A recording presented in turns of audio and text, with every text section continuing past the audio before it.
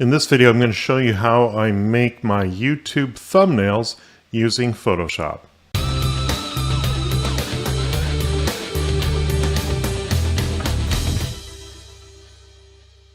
Okay, this process for me has evolved. I would love to be able to go back and show you the original Photoshop file that I started with, but what I have on my screen right now is its current version. And every time I add new elements to it, for the purpose of making this really simple, and of course this file has evolved and doesn't even look originally like what it did at first.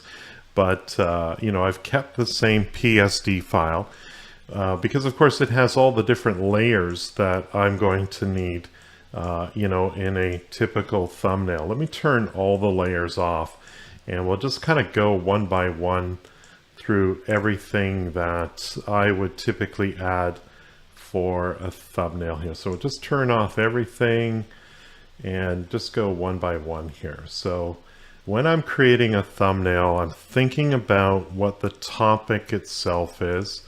All right, so I have a blank project file. Now I've added some guides here, and you'll see their importance a little bit, but it's just basically to create some safety space around the different elements. And I have sort of a generic background that I start with, but more often than not, I visit my stock photography site and I find a background that's appropriate for whatever it is that I'm doing. So for example, if I was doing something with audio, I might use this waveform effect. Let's see what else I've done here. This was used for navigation related topics. And let's see what else I have in this list of things. A lot of times it's just simply a blurred background, whether it's some bokeh effects or, just maybe like a chalkboard effect. But again, I try to let the inspiration come from the topic. When I reviewed my latest iPad, I put one of the wallpapers for iPad in there. But a lot of times it's just an abstract background.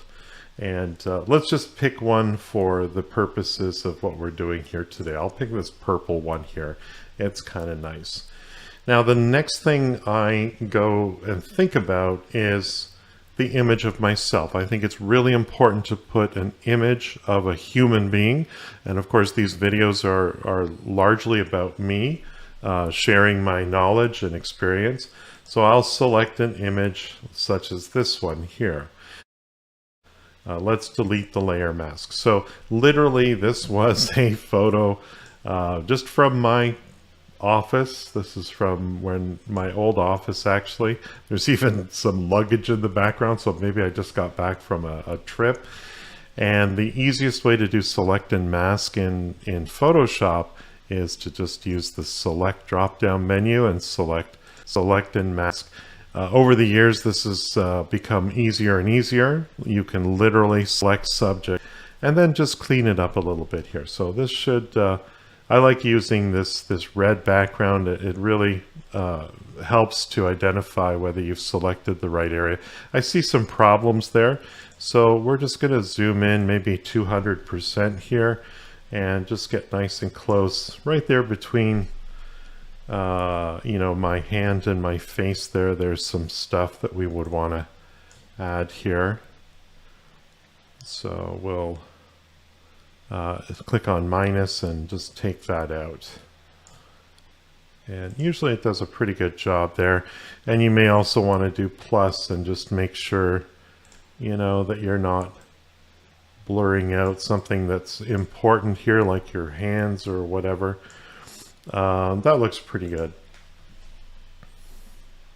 And depending on, how it looks, sometimes I'll go in and I'll touch up things like the light in my eyes, or, if I see a speck on my shirt. This one's not too bad because, of course, it's a patterned shirt. But, if I see a little speck on there, or if I see something on my face like a mole, or, I could go in and I got some pores on my nose there, so you can use the spot healing brush to maybe take those out a little bit, or at least just smooth them out a little bit, just to make it look a little more natural. So that's pretty much it. And of course, I've kept all these photos over the years, and I can apply different ones depending on, again, the topic that I'm choosing here. Above those, the next layer above those are the bar that you see over on the left-hand side. And I've got a few different colors. Mostly what I use is green because that's sort of the traditional color with Adobe Captivate. But, if I'm doing something on Photoshop, I might put the blue field in that background there. Next, of course, is the title of the video itself. And in this case here, I've used a variety of fonts over the years, but most recently I've used Kyriel or Kyriel Sans Pro. And the reason for that is it's very close to the Adobe Clean font. I could use the Adobe Clean font. I happen to have a copy of it, but it was given to me for the purposes of when I worked with Adobe. So I thought it would be, it is a copyrighted font. So I guess I should really not use it for my own stuff. So here I've used Kyriel or Kyriel. I'm not sure how it's pronounced. And then I usually, for something like a title where I'm saying the top 5 Snagit skills for e-learning, I'll go in and increase the font size usually to the point where, it's not too large, and then adjust the space between the lines themselves so there's enough space there. So that looks pretty good. The next layers are, let's see here, there's a few examples where I've placed other objects in the thumbnail, like an example of the project that I'm going to be developing, little objects that might help or accentuate the thumbnail itself. The Captivate teacher logo, and this of course is also written in Kyriel or Kyriel Sans Pro. And then I have a series of, let's keep that one up. I have a series of logos that I might use. So if there's an Apple product I'm talking about, or the Photoshop logo, I place that on the top of the sidebar there. More often than not, I have the Captivate logo.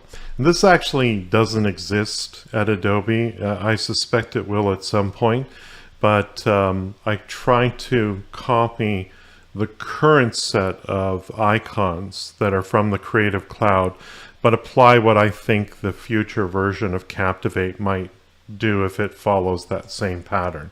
So, this is a creation of my own, but obviously based on what I suspect Adobe will actually come out with. So again, this is pretty much complete here. This is not a real thumbnail that I'm going to use, but if I click on File and Export as JPEG, and then I simply save it to my desktop, and then I upload it for the latest YouTube video that I'm bringing up to YouTube. If you thought this video was helpful, please like and share it with your colleagues. If you need help with Adobe Captivate, hire Paul for one-on-one instruction. Paul's goal is to focus on lessons based on your specific needs. Visit his website at CaptivateTeacher.com. And don't forget to subscribe to his YouTube channel.